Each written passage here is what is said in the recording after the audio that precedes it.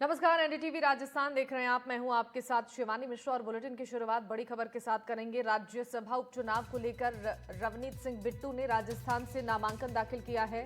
रवनीत सिंह को बीजेपी ने अपना प्रत्याशी बनाया है। मुख्यमंत्री भजनलाल शर्मा, डिप्टी सीएम दिया कुमारी और प्रेमचंद्र बैरवा रवनीत सिंह बिट्टू के प्रस्तावक बने। रवनीत सिंह बिट्टू ने 4 सेट का नामांकन दाखिल किया है। बिट्टू पंजाब के पूर्व सीएम बेअंत सिंह के पोते हैं और बिट्टू मोदी सरकार में रेल राज्य मंत्री हैं। कांग्रेस ने कोई प्रत्याशी नहीं उतारने का फैसला लिया है। माना जा रहा है कि बिट्टू निर्विरोध राज्यसभा सदस्य चुन लिए जाएंगे।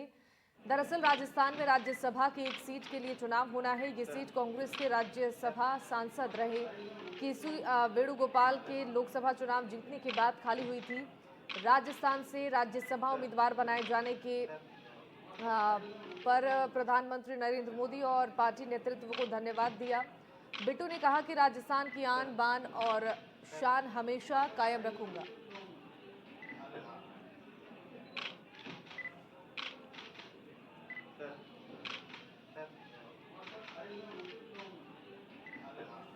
राजस्थान से राज्यसभा रवनीत सिंह बिट्टू ने नामांकन दाखिल किया है। इन तस्वीरों में आप डिप्टी सीएम दिया कुमारी को भी देख पा रहे होंगे। कांग्रेस ने हालांकि कोई प्रत्याशी नहीं उतारा है। बीजेपी ने रवनीत सिंह को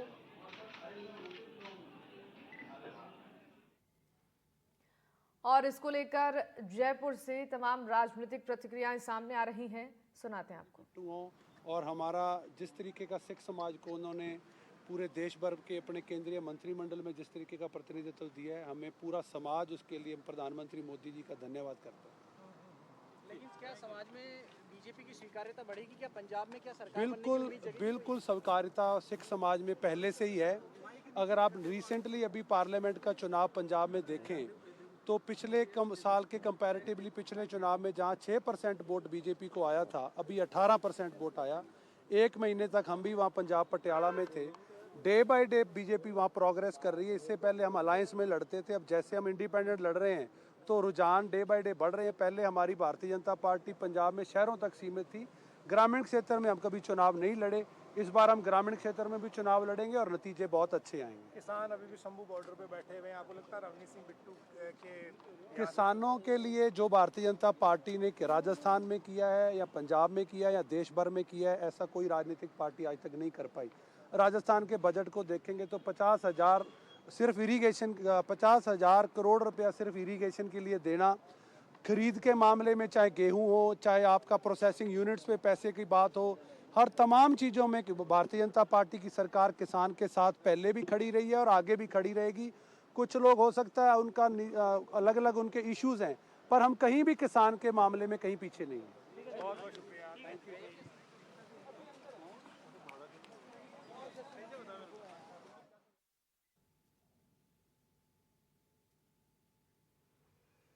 तो आपने सुना, तमाम राजनीतिक प्रतिक्रियाएं सामने आ रही हैं। राजस्थान से राज्यसभा रवनीत सिंह बिट्टू ने नामांकन दर्ज किया है।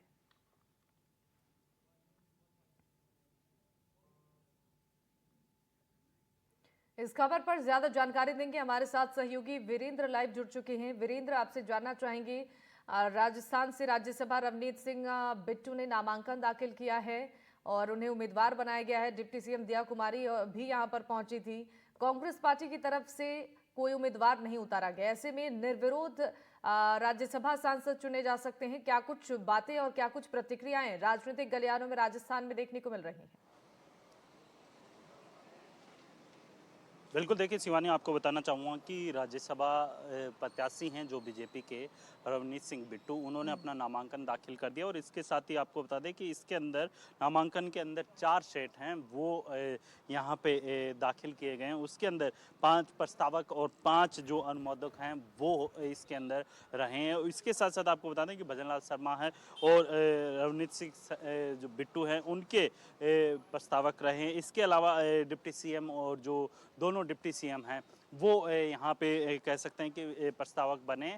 इसके साथ ही जिस तरीके से अभी जो यूडीएच मिनिस्टर हैं झाबर सिंह खर्रा, उन्होंने भी यही कहा है कि राजस्थान के अंदर जिस तरीके से जो किसानों के मुद्दे हैं, चाहे इसमें पानी की बात कर लीजिए या फिर अन्य जो उनके जो मुद्दे होते हैं किसानों के, वो पूरी तरीके से पुरजोर तरीके से राजस्थान के जो कह सकते हैं कि सांसद है वो उठाएंगे। और इसके साथ ही आपको बताना चाहूँगा कि जिस तरीके से राजस्थान के अंदर जो उपचुनाव हम कह सकते हैं, क्योंकि इससे पूर्व में 2020 के अंदर जो केसी वेणुगोपाल है वो चुने कर गए थे, लेकिन जो लोकसभा चुनाव है उसके अंदर वो सांसद चुनने के कारण उन्होंने यहाँ से इस्तीफा दिया। और अब कह सकते हैं कि जो रवनीत सिंह बिट्टू है, जो कि पूर्व मुख्यमंत्री पंजाब के उनके पुत्र हैं और जो कह सकते हैं कि पोते हैं, वो अब यहाँ से राजस्थान से जो है सांसद राज्यसभा सांसद चुन के जा रहे हैं। इसके साथ साथ आपको बताना चाहूँगा कि जिस तरीके से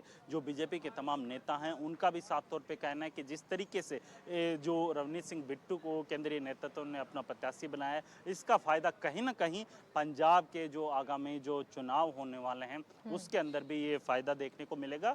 और इसके साथ साथ आपको बता दें कि जिस तरीके से आपने देखा होगा कि मुख्यमंत्री भजनलाल शर्मा है वो यहाँ पे मौजूद रहे, दोनों डिप्टी सीएम वो मौजूद रहे। इसके अलावा जो निर्दलीय जो विधायक हैं चंद्रभान सिंह आक्या, वो भी उनसे भी जब हमारी मुलाकात हुई तो उन्होंने साफ तौर पे कहा कि हमें भी बुलाया गया है और हम बुलाने की वजह से ही यहाँ विधानसभा पहुँचे हैं। तो अब देखने वाली बात यह है कि जिस तरीके से आपने देखा होगा कि राजस्थान के अंदर चाहे राज्यसभा हो चाहे लोकसभा हो, अगर उस लिहाज से बात की जाए, केंद्रीय नेतृत्व के अंदर बात की जाए, केंद्र सरकार के अंदर अगर आप देखते हैं तो राजस्थान कहीं ना कहीं मजबूती से खड़ा होता हुआ दिखाई दे रहा है। और राजस्थान के जो भी ज्वलंत मुद्दे होंगे, चाहे वो विकास की बात हो चाहे किसानों के मुद्दे हो, उन तमाम मुद्दों को राजस्थान के जो कह सकते हैं कि चाहे सांसद हो, राज्यसभा सांसद या फिर लोकसभा सांसद हैं, वो बड़ी बखूबी से उठाएंगे। और इसके साथ ही जिस तरीके से राजस्थान के मुख्यमंत्री भजनलाल शर्मा ने राजस्थान को 2047 तक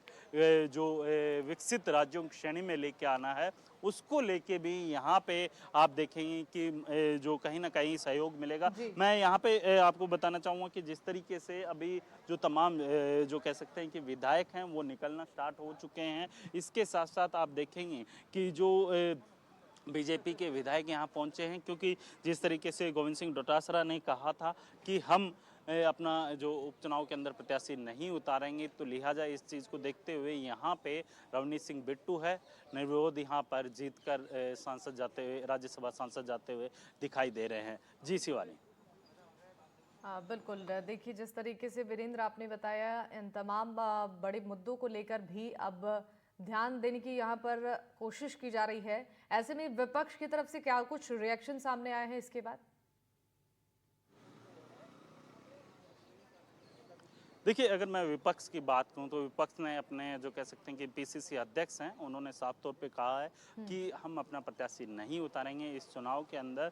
जिस तरीके से आपने देखा होगा कि रवनीत सिंह बिट्टू है, पंजाब से आते हैं, सिख समुदाय से आते हैं। इसके साथ ही आपको बताना चाहूँगा कि जिस तरीके से कहीं ना कहीं बीजेपी की एक नीति रहती है, एक रीति रहती है कि जो आगामी पंजाब के अंदर, पंजाब राज्य के अंदर जो चुनाव होने हैं, उन चुनावों के अंदर किस तरीके से सिख समाज को साधना है, कहीं ना कहीं ये जो एक कह सकते हैं कि फॉर्मूला है रवनीत सिंह बिट्टू हैं, उनका जो कह सकते हैं कि उन्हें यहाँ पे राजस्थान से और जो पंजाब से, दोनों ही राज्यों के अंदर, क्योंकि आप अगर मैं बात करूँ गंगानगर और हनुमानगढ़ ज़िले की, तो वहाँ पे आप देखेंगे कि सिख समुदाय यानी सिख वोटर्स हैं वो सबसे ज़्यादा हैं। और इसकी वजह से आप देखेंगे कि रवनीत सिंह बिट्टू को यहाँ से अगर राज्यसभा सांसद चुनकर भेजा जा रहा है, तो कहीं ना कहीं केंद्रीय नेतृत्व का एक कह सकते हैं कि एक जो फॉर्मूला है वो इसमें साफ तौर पे देखा जा सकता है कि सिख समुदाय है उसको साधने की यहाँ पे कोशिश की जा रही है। इसके अलावा अगर बात करूँ मैं यहाँ पे आप देखेंगे कि जो रवनीत सिंह बिट्टू है उनका परिवार जो इस तरीके से पंजाब के अंदर आतंकवाद हो या फिर अन्य जो ज्वलन मुद्दे होते हैं उन मुद्दों को लेके काफ़ी बार उठाते हुए दिखाई दिए और उसी परिवार से रवनीत सिंह बिट्टू आते हैं जहां से पूर्व मुख्यमंत्री सरदार बेअंत सिंह पंजाब के अंदर मुख्यमंत्री रहे और उन्होंने अपने कार्यकाल के दरमियान किस तरीके से जो पंजाब के अंदर आतंकवाद फैला हुआ था उसको ख़त्म किया। और अब कह सकते हैं कि राजस्थान और पंजाब के जो कह सकते हैं कि एक वीर भूमि है, तो दूसरी तरफ आप देखेंगे कि जो गुरु गोविंद सिंह की जो भूमि है वहाँ से जो आते हैं रवनीत सिंह बिट्टू, वो राजस्थान के जो कह सकते हैं कि सर्वांगीण विकास के लिए किस तरीके से अपना योगदान दे सकते हैं वो देखने वाली बात होगी। लेकिन अगर मैं आगामी उपचुनाव की माफ़ कीजिएगा जो चुनाव हैं उसकी अगर मैं बात करूं तो उस चुनाव के अंदर कहीं ना कहीं पंजाब के अंदर जब हमारी बात हुई जो झाबर सिंह खर्रा जो राजस्थान के यूडीएच मिनिस्टर है उन्होंने भी कहा कि रवनीत सिंह बिट्टू हैं उन्हें भी सीएम का चेहरा हम बना सकते हैं या जो केंद्रीय नेतृत्व है वो बना सकता है। तो इसका फायदा बीजेपी को आगामी जो पंजाब के अंदर चुनाव होने वाले हैं उसके अंदर मिल सकता है। जी ठीक है वीरेंद्र, आपका बहुत बहुत शुक्रिया तमाम जानकारियों के लिए।